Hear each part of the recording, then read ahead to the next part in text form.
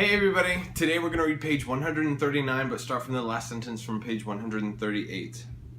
He swept around in his long black cloak, watching them weigh dried nettles and crush snake fangs, criticizing almost everyone except Malfoy, whom he seemed to like. He was just telling everyone to look at the perfect way Malfoy had stewed his horned slugs, when clouds of acid green smoke and a loud hissing filled the dungeon. Neville had somehow managed to melt Seamus's cauldron into a twisted blob, and their potion was seeping across the stone floor, burning holes in people's shoes.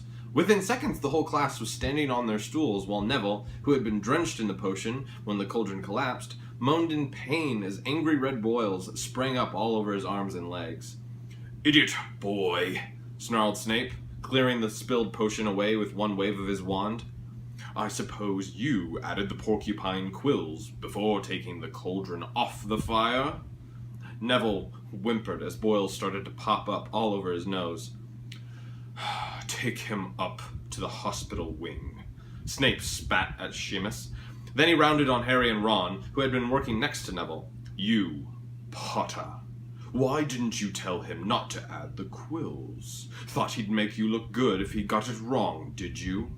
That's another point you've lost for Gryffindor." This was so unfair that Harry opened his mouth to argue, but Ron kicked him behind their cauldron. "Don't push it," he muttered. "I've heard Snape can turn very nasty." As they climbed the steps out of the dungeon an hour later, Harry's mind was racing and his spirits were low.